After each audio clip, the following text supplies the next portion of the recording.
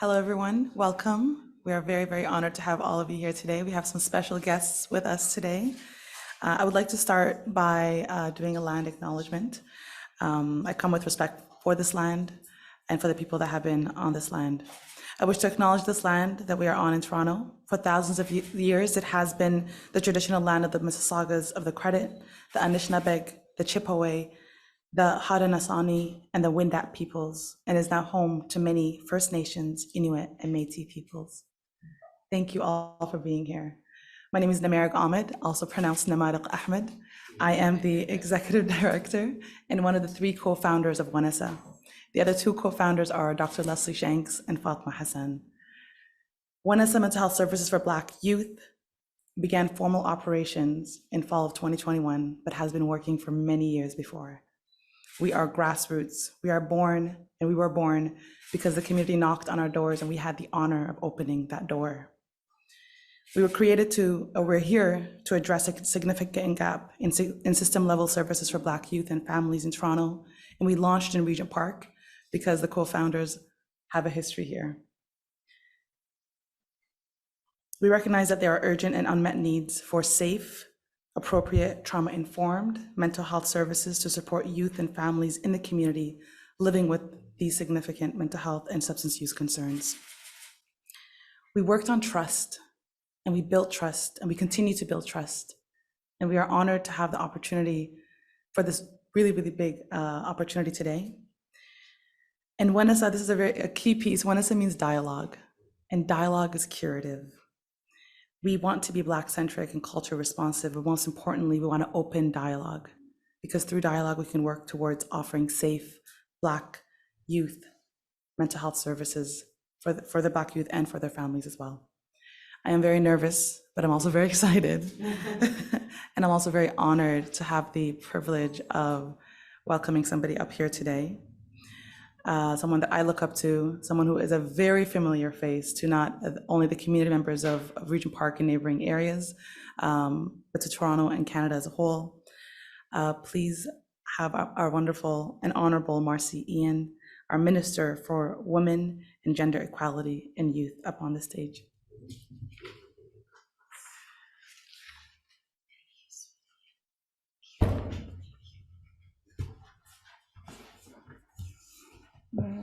I'm trying not to cry. That's what I'm trying not to do. Thanks so much for the land acknowledgement. Welcome to Regent Park, everybody. Welcome to Toronto Centre. This isn't a good day. This is a great, great day. My name is Marci. I am the Minister for Women and Gender Equality and Youth, and proudly serve Toronto Centre as the Member of Parliament.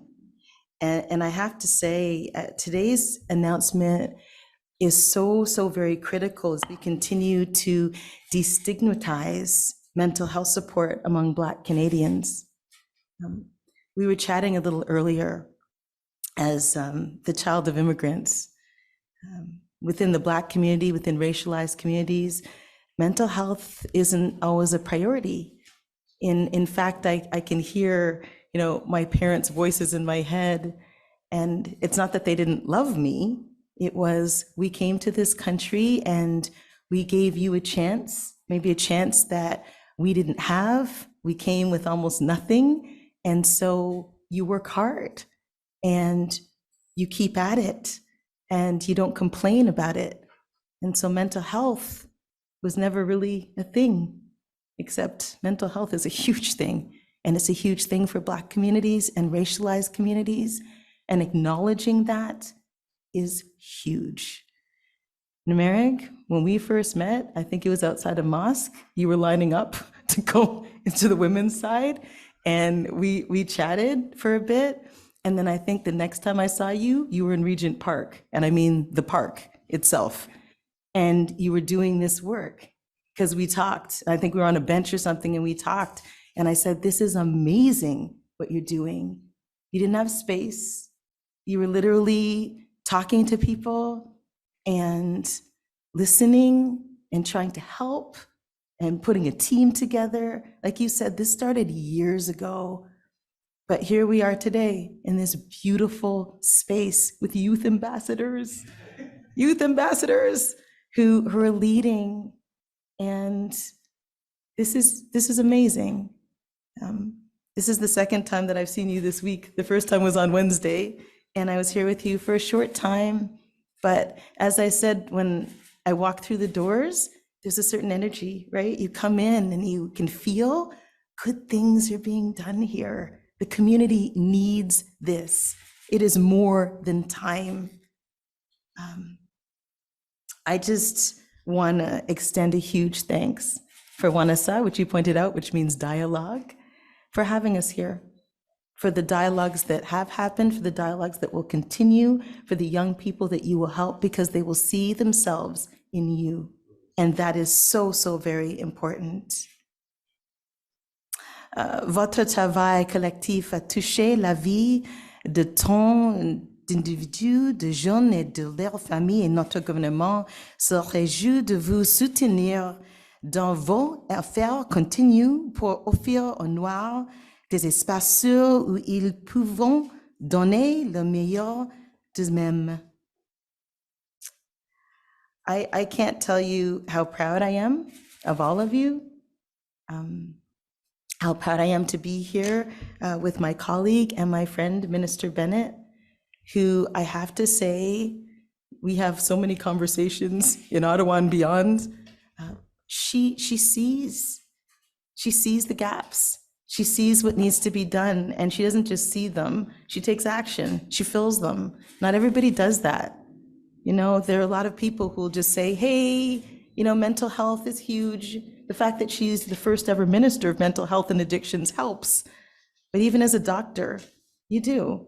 You know, you see the community, you want to help, and you put action to that. And that's so very much appreciated. So without further ado, I'm going to hand the mic over to my friend, Minister Carolyn Bennett.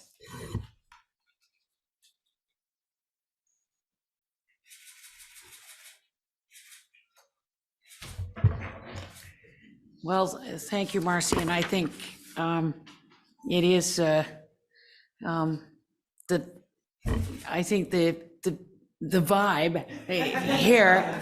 We'll talk about that later, but the coming in here, I think some of the vibe has been raised just because you're here. I think that you really exemplify, I think, what everyone believes has to be there in terms of leadership and being able to see, for communities to be able to see themselves at the decision-making table. And we are so grateful for all that you do. You know, as you said, people have had you in their living rooms for a long time. But I think it's, you know, when great people like you decide to run for public office, it is the biggest antidote we have against really the kind of populism and denigrating of politics and politicians when great people run. And so I'm just so grateful to have you as a friend and have you coaching us on, you know, when Marci speaks, people listen, because she always speaks to that bit that might be missing in that view of who might be missing, who's not at the table, who should be at the table, and how do we, indeed, the nothing about us without us. And so as we gather here on the traditional territory of the Mississaugas of the Credit, where of course we pay tribute to all of the Indigenous people who paddled these waters and whose moccasins walked these lands. And it was amazing with Marci's, I don't think I needed too much encouragement, but I was at Spadina House yesterday for that amazing dismantle project, which really is, what if Mrs. Pipkin, who was the laundress to the Austin family, what if she'd been the owner of the house? And what art would she have had there? What would she, you know, what would be in the pantry? What would be different? And it was really interesting to see the link between the preparation for that extraordinary immersive experience of what it must feel like with the Indigenous side that really helped them prepare it, as we now know that the city does both an acknowledgement of the Indigenous, but also of the Black, the slave trade, and how again these two state-sanctioned discriminations of colonization as well as slavery actually have meant that you do have to dismantle. You have to turn it upside down and do the what if. And I think that makes, me so proud, Madam Minister, for all that you do in making those links that people sometimes don't get. But also, I think, as you've said, that the kind of stigma that has been in racialized communities about speaking about mental health, that it's just sort of not done. And as we learned, and it's why the youth have to lead, because it's their generation that's saying, hey, how come nobody's talking about this? And how come nobody's doing it in a way that as we learned is authentic and is actually meeting people where they're at and putting them first in what needs to happen. So I'm so grateful to be here at Winasa and to hear the amazing beginnings in the park, Regent Park. So Namrick, thank you so much. And Julian, Rashid, Kanzumba, Kishka for meeting us, and to be able to see what again, how you've done this in such an amazing, responsive and respectful way of what needs to happen, and how, again, I was so impressed to hear about the vibe check, the vibe check that is part of even the youth ambassadors being part of the hiring processes, that this is exactly, and the candor with which they get to feedback as to what's working, what's not working. But again, that like assured listening, we say, or I think Bill Clinton used to be described as aerobic listening, about how you actually then know that what you've said was not wasting your time. It will actually get put into action. And so I think that, it is that sort of efficacy of including youth to just get things right and get things right faster. So I am also really grateful to Alice and Dwight and Black Mental Health Canada for being here, as you are such a passionate voice for, where did Dwight go? Oh, he's hiding back there, okay. But to more effective and equitable mental health treatment and support the better needs of Canada's Black community. Le travail que vous effectuez tous les deux fait une grande différence, mais je sais que ce n'est pas facile et qu'il reste de nombreux défis à relever.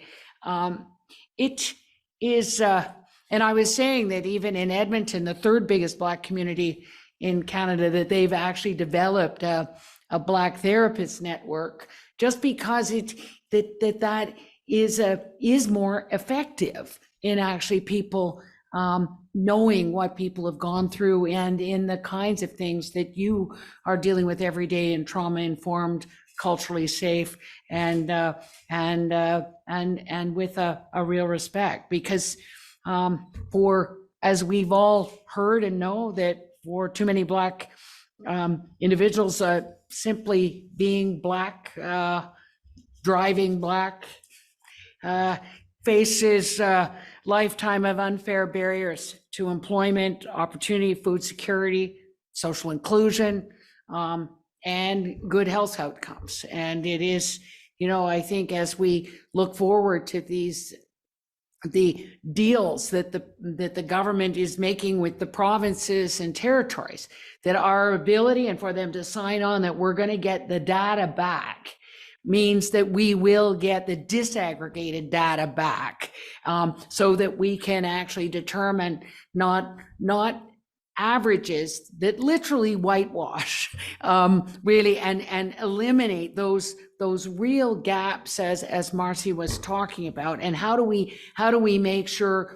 that everybody is doing well in health and mental health as we go forward?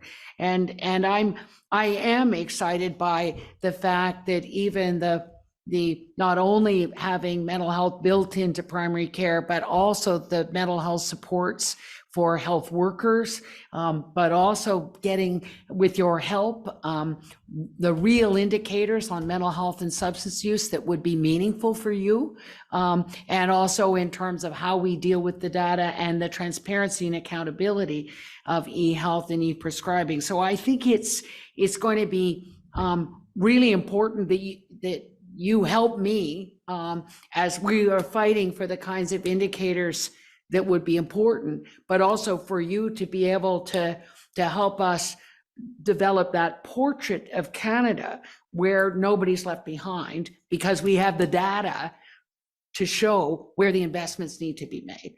And so I am very excited that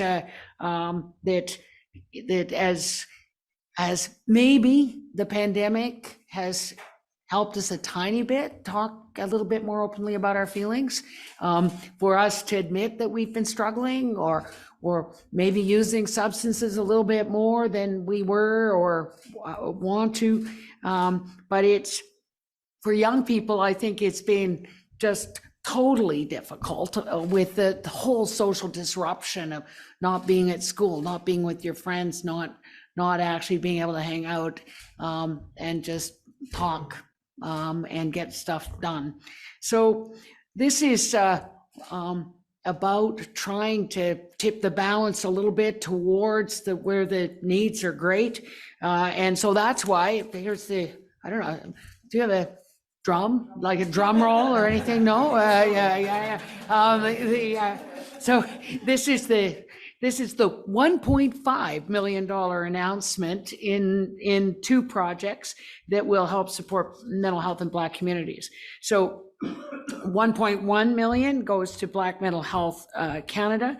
And through this project, the organization will help build capacity among clinicians to better serve Black clientele. And this includes providing guidance on culturally safe and appropriate mental health counseling and supports to clients who have experienced racial trauma or race-based traumatic stress.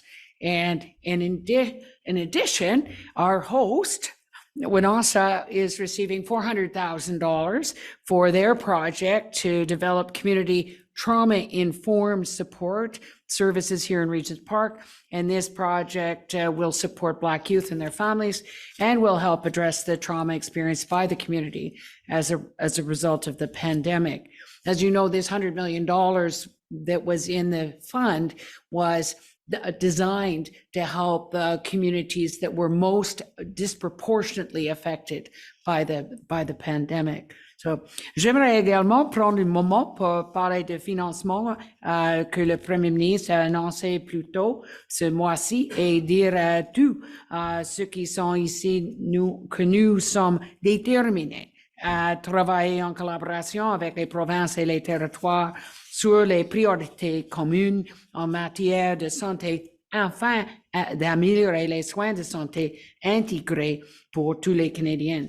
As I was saying, what we are doing, and I get to talk to the family docs this afternoon, which makes me very happy, and that I was at Women's College this week, just nosing around, as it was the fight for Women's College that actually got me accidentally into politics, in that the fight was about doctor to interdisciplinary, hospital to community. the patient as the center of their care, and the social determinants of health, of poverty, violence, the environment, shelter, equity, and education. And so I'm pretty excited that the announcements that the Prime Minister and the Health Minister have made is really about putting that kind of transformation now in the center of my desk, as something that kind of I've been fighting for 30 years. So this is pretty exciting as we move forward, in that we really do need that transformation that was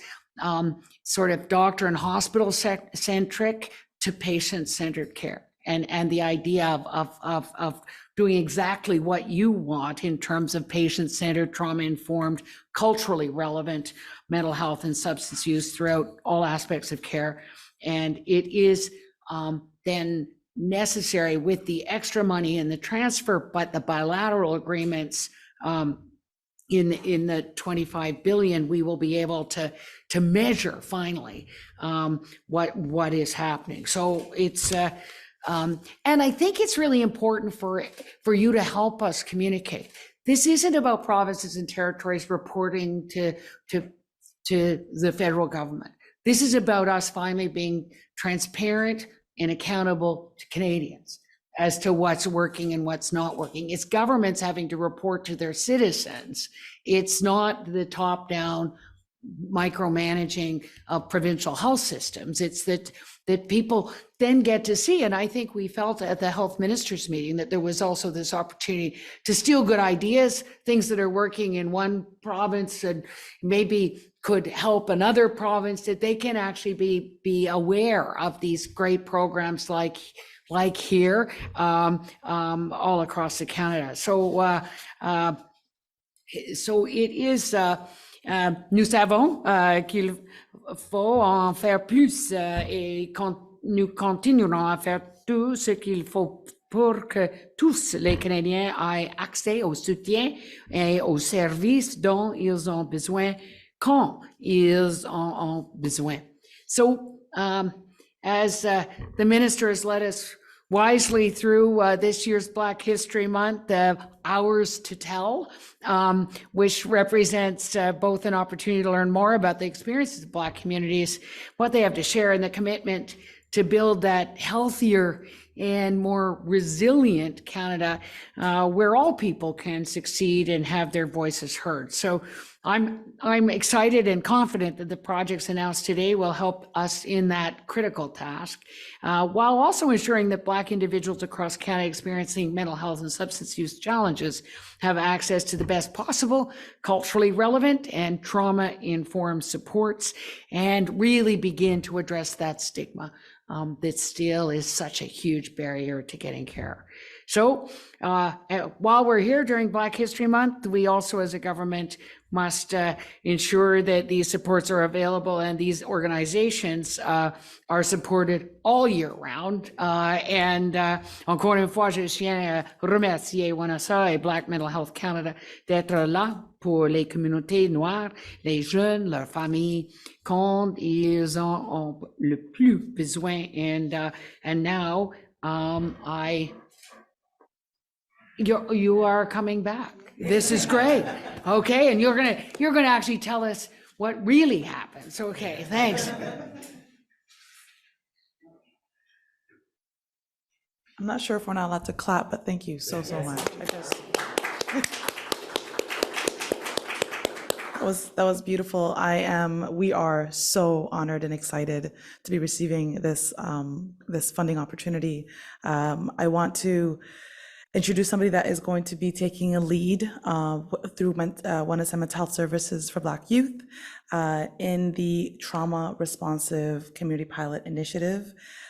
This program is going to be led by our highly qualified and experienced trauma specialist, Julian Waite, who will be responsible for ensuring that the program is trauma-informed, it's responsive, it is going to meet the needs of the unique needs of the Black youth and families in Regent Park and neighboring communities.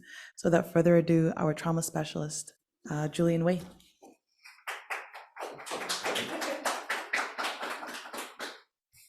I had to get a pound to Namarg because I saw a minister in Kishka give a pound earlier, so I had to follow suit. All right. It's an honor to be here. Ministers, thank you so much for joining us. I mean, it's an emotional moment for me.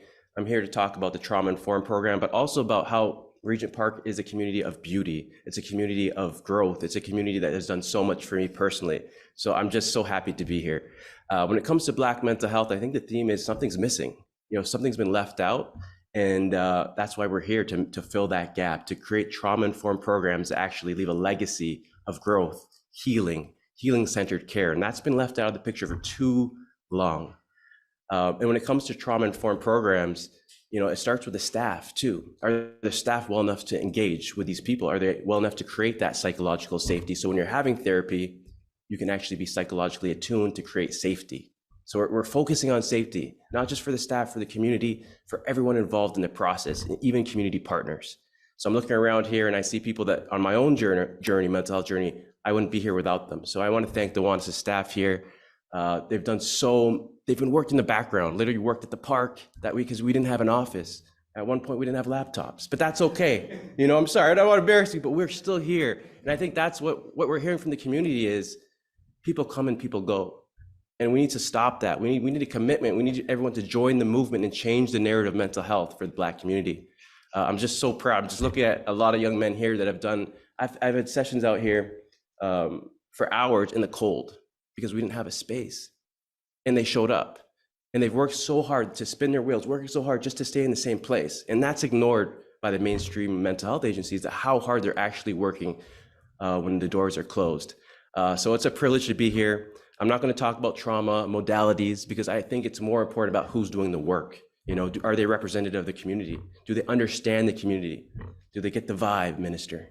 And I still don't know exactly what the vibe is. I'm a little, I'm just cool enough. So I'm still learning from our lovely youth ambassadors, right? So we're excited for the next 2 years and hopefully the next decade because we want this program to run out in schools, the community, across the province. We want a model for Black mental health when it comes to trauma-informed care. It's just not there, and that's the problem we're trying to solve. And we're doing it with joy. We're doing it with passion. So I'm so privileged to be here. I'm going to introduce a young man who's going very far in this world. He's so talented. He can do the things that people don't know. He has just so many parts of his personality. I was talking to him earlier. Who shows up at 7 a.m. and I texted him, he was ready to go for this moment. So I don't want to embarrass you anymore, Kishka. But with no further ado, this is Kishka from our Youth Ambassadors program. Oh, pound. Hi, guys. Once again, thank you, Julian, Namarik, Minister Bennett, and Minister Ien. The community where I live have faced a lot of challenges over the years, and we have not always had access to the resources and services we needed, particularly in healthcare.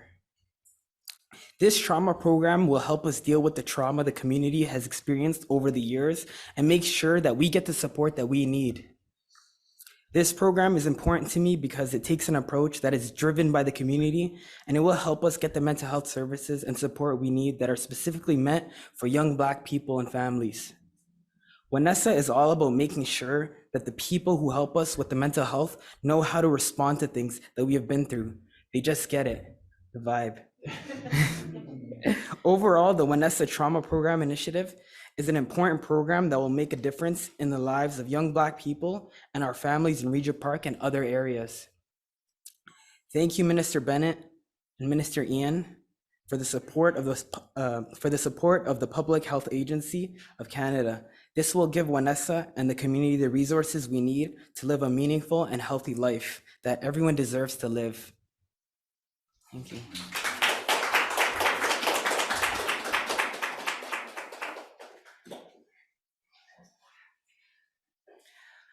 Thank you so much, Julian and Kishka. Always a pleasure. They're much better speakers. I'm going to make sure you guys do this.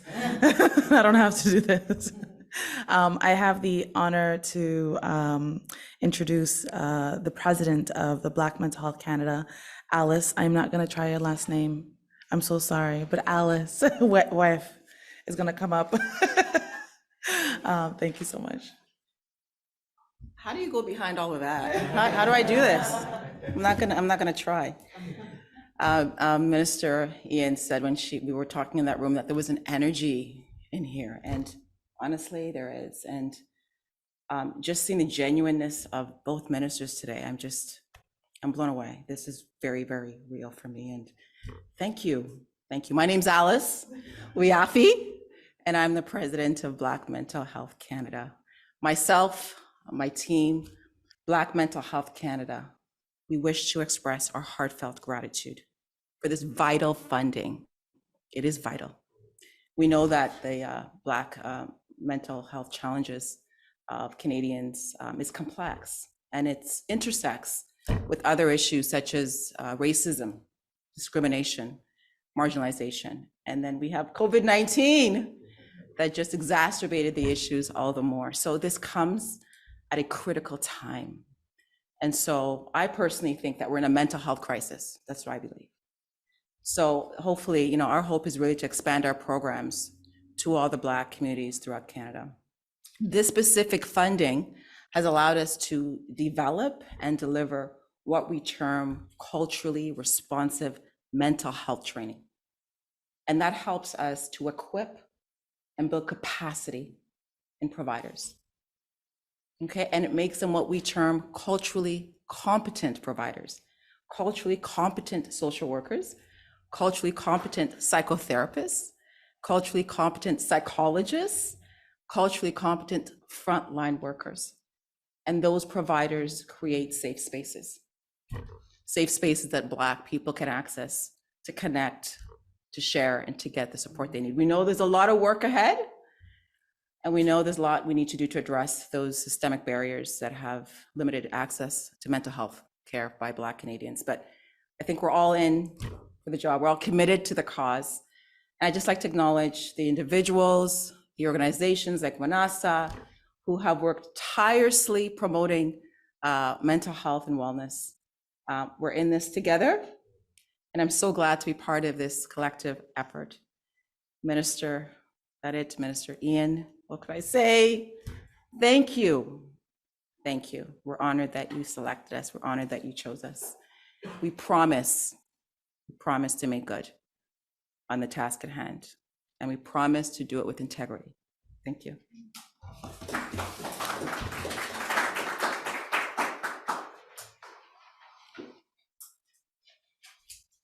Thank you so much, Alice. That was beautiful.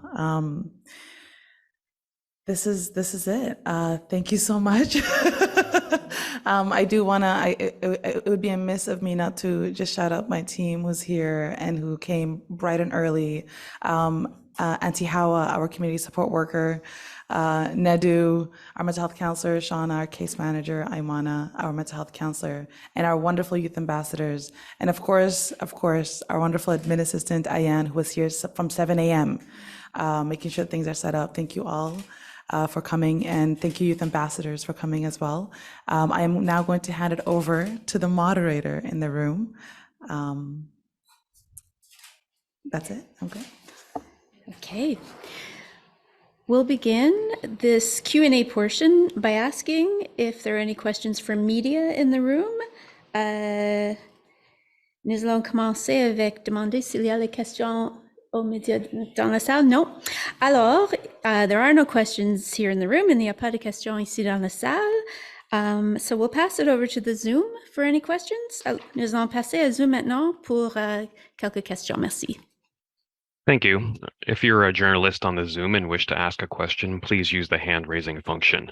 We ask that you limit yourself to one question and one follow-up.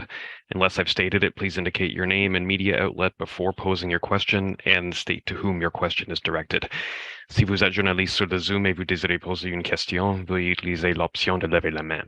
Merci de vous limiter à une question et un suivi. Sauf si je l'ai dit, veuillez identifier votre nom et votre média avant de poser votre question et indiquer à qui vous posez votre question. I'll just give it a few moments.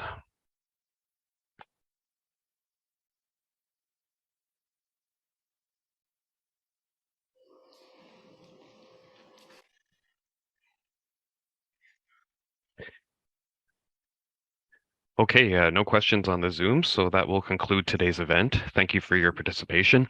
Any additional questions can be directed to Media Relations at the Public Health Agency of Canada. L'événement est maintenant terminé. On vous remercie de votre participation. Si vous avez d'autres questions, n'hésitez pas à communiquer avec le Bureau des relations avec les médias à l'Agence de la santé publique du Canada. Merci et bonne journée. Thanks and have a nice day. Recording stopped.